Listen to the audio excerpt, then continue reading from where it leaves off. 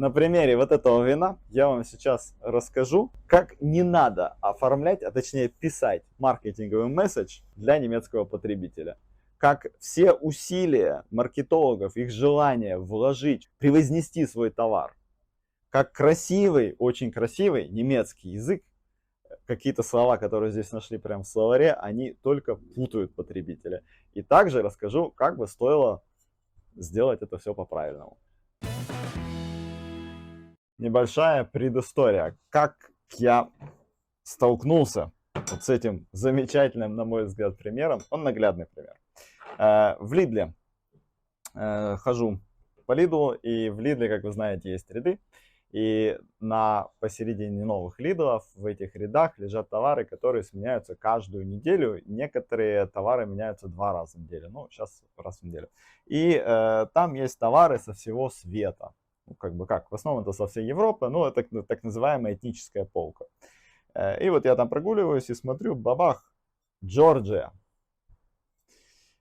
Так оценил, думаю, вау, грузинское вино. Грузинское вино в Германии это редкость, это большая редкость. То есть, если в Украине его можно встретить достаточно часто, то здесь нет. Подошел я поближе, посчитал этикетку и понял, что надо брать вот все, что там есть. Там была коробка. Видите, у меня здесь прям все 6 бутылок. Одну мы уже даже попробовали. И взяли коробку. Почему? Потому что то, как написана эта этикетка, говорит о том, что маркетологи, конечно же, постарались, но она получилась неудачной по содержанию, потому что здесь очень много белого шума. Для немецкого потребителя очень много непонятных вещей. Давайте разберем, что же вот в этой этикетке в данном случае не так, и как бы ее следовало бы сделать, чтобы она была более-менее понятной для немецкого потребителя, и что увеличивало бы вероятность продажи в принципе этого замечательного вина. Итак, первое. Читаем лицевую сторону этикетки. Здесь все по-английски. Все-таки Германия это немецкоговорящая страна. И в Германии, конечно, какой-то процент населения говорит по-немецки. Преимущественно это образованные люди. И вот эти образованные люди, знающие английский язык, они встречаются сверху вниз. Читаем с тезисом From the motherland of wine. Что по-русски можно сказать от как-то матери виноделия, что ли сказать, с той земли, которая является матерью виноделия. И вот тут происходит первый взрыв мозга у немецкого потребителя, потому что он всегда думал о том, что виноделие, это Франция. Половина из них вообще скажет, что виноделие это Германия. А тут бабах, Motherland of Wine, и дальше читаем, что же является Motherland of Wine, тут написано Джорджия. И тут у него вообще возникает взрыв мозга, потому что Джорджия это штат в Соединенных Штатах. Нет, конечно же, часть населения знает, что Джорджия это страна где-то в Европе, но большая часть людей про это не сильно знает. Дальше, ладно, хорошо, тут уже мозг взорвали. Я тут могу сказать, что про вот такие вот амбициозные тезисы, которым, кстати, грешат многие маркетологи с постсоветского пространства, и они всегда пытаются как-то показать, они пытаются что-то доказать. Они пытаются доказать, что лучше, сильнее, красивее, и все вот эта вся экспрессия идет, и это все на грани фола. А немецкий потребитель, он воспитан на четких каких-то вещах. И когда вот что-то идет, как вам сказать, вот такое, тут либо большой бюджет и Джордж Клуни, я не знаю, в условиях Лидла это отдельный полиграфический какой-то дисплей, в общем, все как-то очень дорого и богато, и тогда, да, они поймут, да, наверное, реально Motherland. А тут, простите, это этническая полка. На этой этнической полке каждую неделю меняются товары. На прошлой неделе на этой же полке, на этом же месте стояло греческое вино за 2,99, которое на вкус, скорее всего, 2,99. Бутылка там тоже красивая, но и пробка там проще, и, видно, что там содержание будет проще. Здесь все достойно, но все-таки вот этот вот тезис, он не соответствует ситуации, и потребителя это немножко так насторожит. Осознанно, либо неосознанно.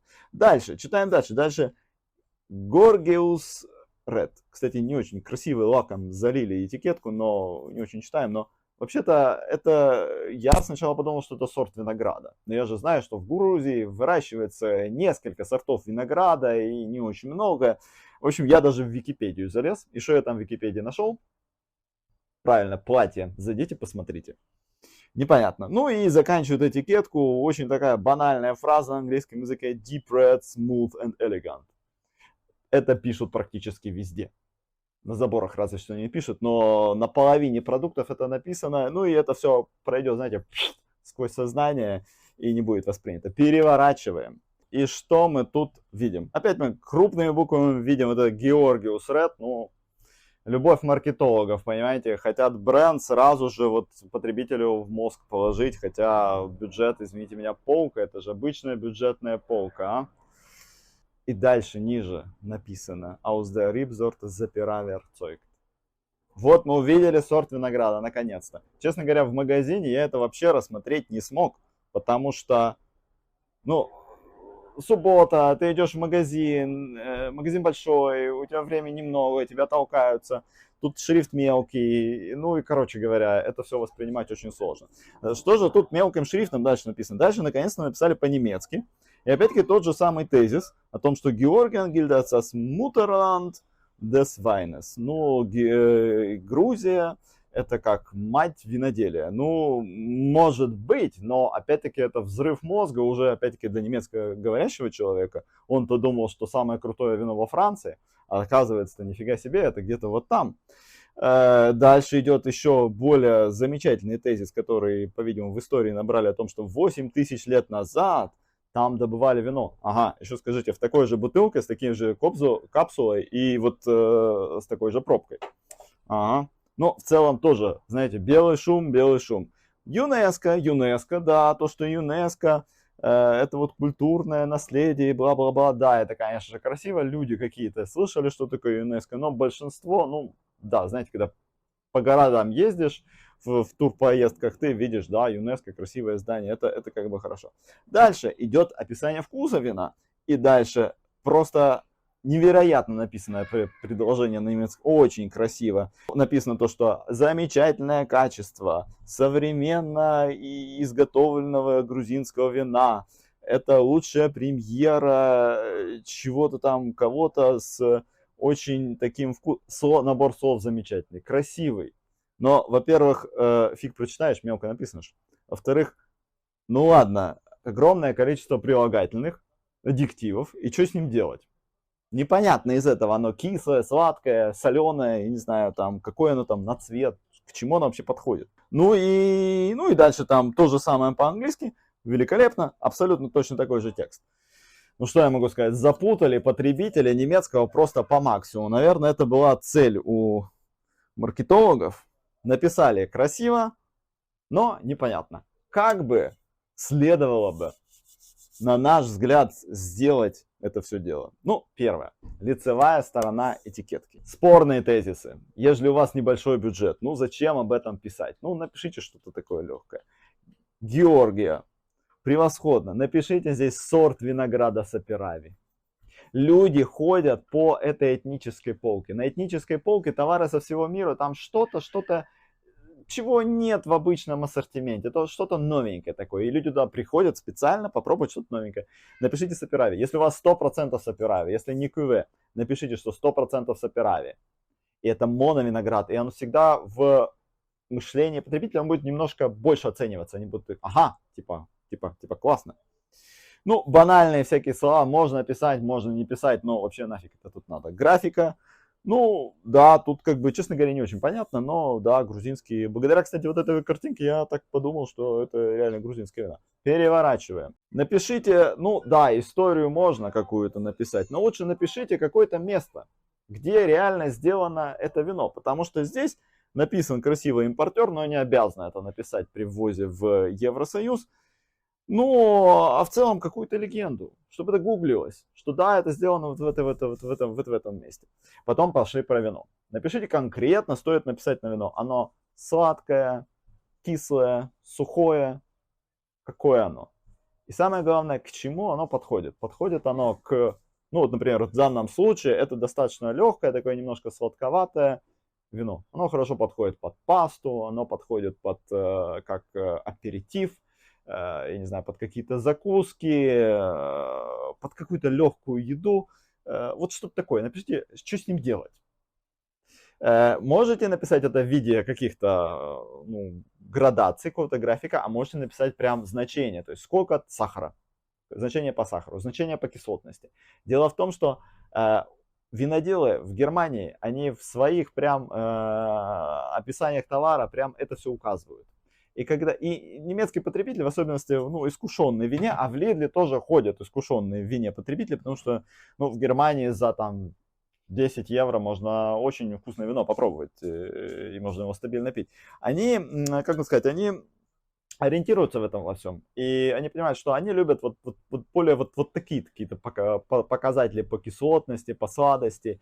И если это будет написано на бутылке, то это автоматически в их сознании, опять-таки, еще чуть-чуть поднимет вино. Потому что люди, которые делали этикетку, они знают, что они делают. Они знают о своем продукте. Это хорошо. Напишите, при какой температуре подавать это вино. Тоже очень-очень полезная информация на самом деле. Ну и последнее. Если вы хотите рассказать о том, что это реально грузинское вино, нарисуйте небольшую схемку. Европа схематично. И вот тут Грузия. Опять-таки, если вы это хотите. Потому что часто, если вы хотите просто продать вино, и потребитель в чем-то, немножко так заблуждается, не знает они, где Грузия. Что с ними сделать? Они что-то слышали про штат Джорджия.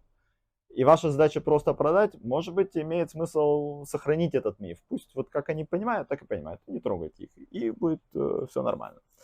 Вот это касается, то, что касается этикетки. Ну и уже такой, знаете, повыше, я же как посмотрел, увидел вино, тут же залажу, достаю смартфон, залажу в Vivino, оно у меня не сканируется.